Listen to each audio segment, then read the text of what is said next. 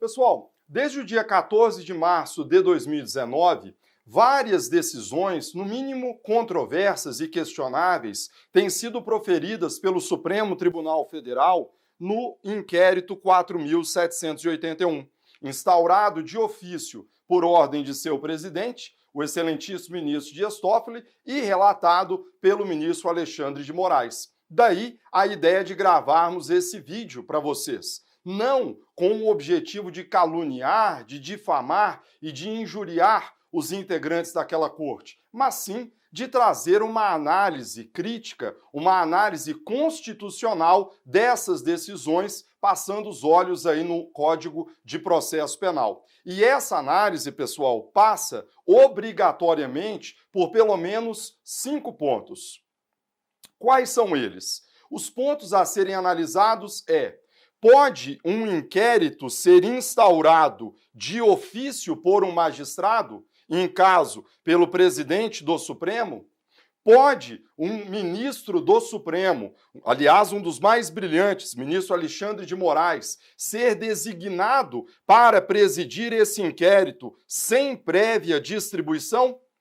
Será que o Supremo detém competência para conduzir esse inquérito, já que se trata de supostos crimes cometidos contra os ministros da Suprema Corte? Uma quarta questão importante: será que é cabível a rejeição da promoção de arquivamento formulada pela Procuradora-Geral da República? E uma última questão e agora? O que vai acontecer com esse inquérito? Será que vamos ter um processo judicialiforme instaurado pelo Supremo? São as análises que têm que ser feitas. Veja, o primeiro ponto importante, então, será que um inquérito pode ser instaurado de ofício? É o que aconteceu. Se você olhar para o conteúdo da Portaria GP 69, de 14 de março de 2019, que está, aliás, aqui nas minhas mãos, subscrita pelo ministro Dias Toffoli, você vai ver que esse inquérito foi instaurado de ofício pelo presidente do Supremo, com fundamento no artigo 43 do regimento interno daquela corte. E, de fato, pessoal, o regimento interno prevê, no artigo 43, que ocorrendo infração à lei penal na sede ou dependência do tribunal, o presidente instaurará inquérito, se envolver autoridade ou pessoa sujeita à jurisdição, ou delegará essa atribuição a outro ministro. Ora, se o regimento interno dispõe que o presidente pode instaurar inquérito, teria sido válida essa instauração? Para responder a esse questionamento, colegas, temos que nos socorrer do quê? Da própria Constituição Federal. A Constituição Federal, em seu artigo 129, inciso 1, consagra expressamente o sistema acusatório, quando outorga ao Ministério Público, privativamente, a titularidade da ação penal pública. Ora, na medida em que a Constituição outorga ao MP a titularidade da ação penal, a Constituição deixa claro que as funções de acusar, defender e julgar devem ser exercidas por órgãos diversos. Não apenas porque isso atende a um regime democrático, aquele famoso sistema de freios e contrapesos, como também evita uma hiperconcentração de poderes nas mãos de um mesmo órgão.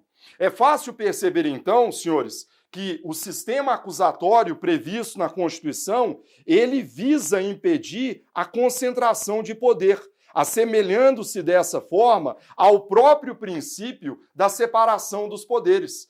Da mesma forma que eu não posso permitir que um único poder exerça as funções do executivo, do legislativo e do judiciário, transformando-se em um regime absolutista, o mesmo ocorre no processo penal. As funções de acusar, defender e julgar, elas devem ser exercidas por órgãos diversos, porque dessa forma preserva-se o que o magistrado tem de mais sagrado, que é a sua imparcialidade. Em conclusão, portanto, podemos dizer que o artigo 43 não foi recepcionado pela Constituição Federal, porque não é papel do juiz determinar a instauração de um inquérito de ofício. Lógico, se o magistrado toma conhecimento de que crimes estão sendo praticados, ele deve encaminhar essas informações ao Ministério Público e à Polícia Judiciária, para que aí sim seja instaurado o inquérito policial. Afinal de contas, imagine você qual seria a imparcialidade de um juiz que de ofício teria determinado a instauração de um inquérito policial. É óbvio e evidente que, como ser humano que é, o juiz acabaria ficando psicologicamente vinculado ao resultado daquele inquérito. E isso, para um julgador, não é o que se deseja. Daí, então, essa conclusão no sentido da não recepção do artigo 43 do Regimento Interno da Suprema Corte. Colegas, um segundo ponto importante. O ministro Alexandre de Moraes, um dos mais brilhantes que a Corte tem, foi designado naquela portaria 69 para presidir o inquérito sem prévia distribuição. E aí temos um outro problema. E por quê? Pode ser designado um relator sem que haja distribuição? A nosso juízo, não. Aliás, está até aí a portaria colocada para vocês, né, designando o eminente ministro como relator desse inquérito. A nosso juízo, essa designação sem prévia distribuição, ela põe em risco o princípio do juiz natural. Princípio esse previsto na Constituição, segundo o qual todo cidadão tem o direito de saber, prévia e antecipadamente, qual o juízo que irá julgá-lo caso venha a praticar um delito. Ora, se é caso de se instaurar um inquérito policial, esse inquérito deve ser distribuído e não designado, né? Eu não posso trabalhar com essa designação, porque coloca-se em risco o princípio do juiz natural. Uma terceira questão que também precisa ser analisada é: e a competência do Supremo para conduzir esse inquérito? Mas, Renato, por que o questionamento? Porque, na verdade, pessoal, estamos tratando supostamente de crimes cometidos contra os ministros do Supremo.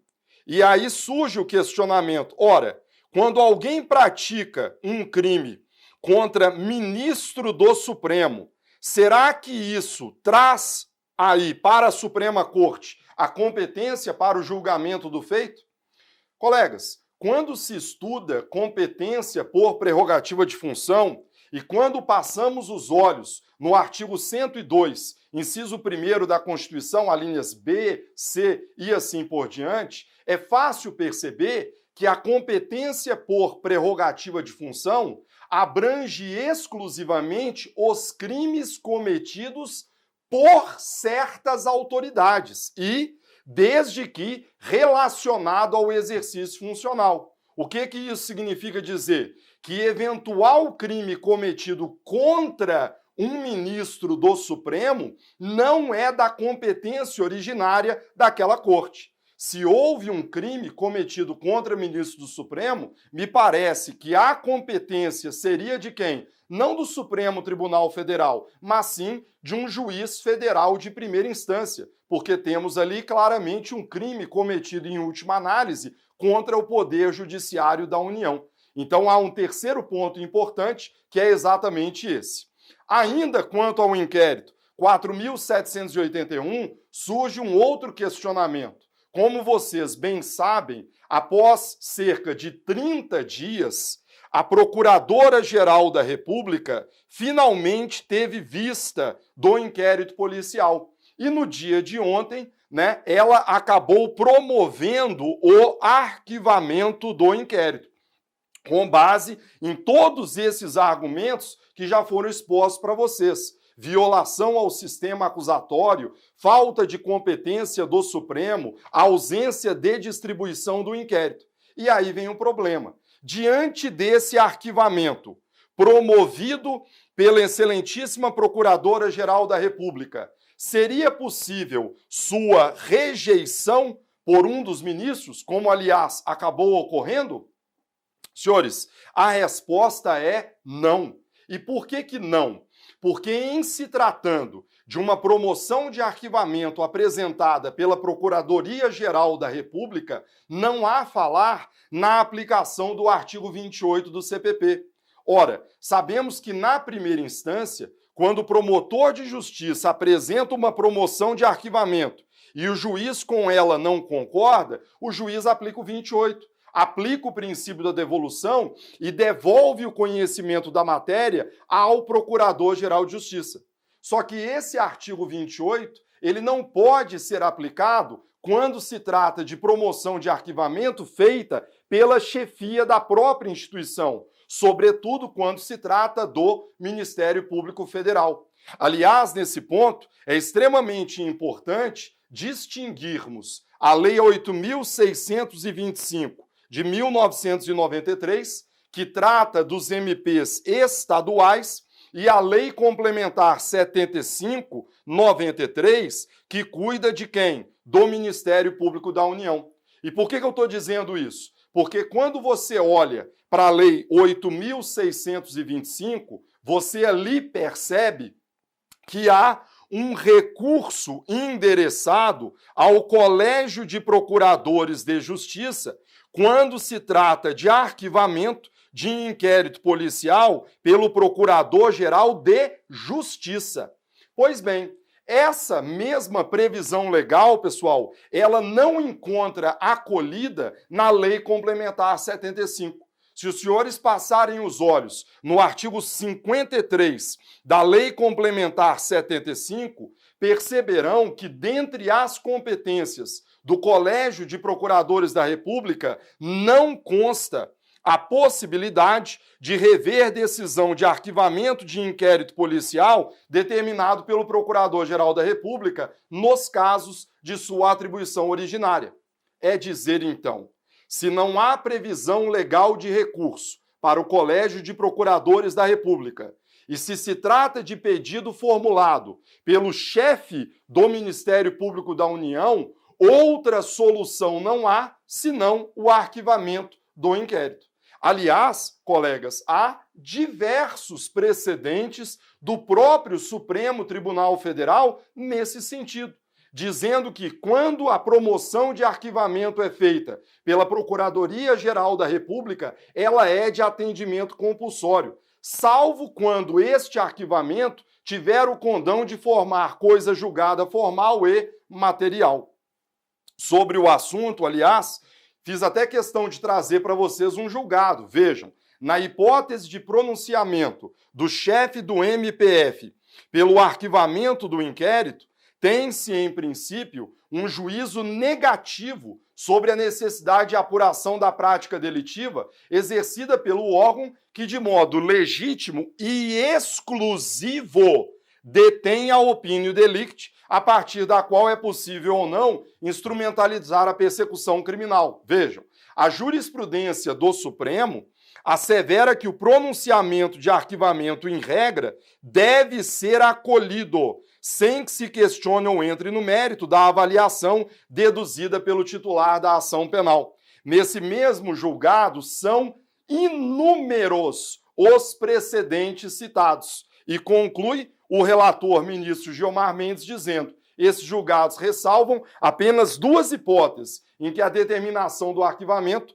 possa gerar coisa julgada material: prescrição e atipicidade. Então tá aí, pessoal, a decisão proferida pelo Pleno do Supremo no inquérito 2341, deixando bem claro que quando há promoção de arquivamento pelo procurador, no caso, pela Procuradora-Geral da República, é de atendimento obrigatório. Por isso, muita estranheza nos causa a decisão do excelentíssimo ministro Alexandre de Moraes rejeitando essa promoção de arquivamento, tá? Se não bastasse isso, pessoal, e diante dessa rejeição, chegamos ao último tópico que eu havia selecionado para vocês, que é o processo judicialiforme.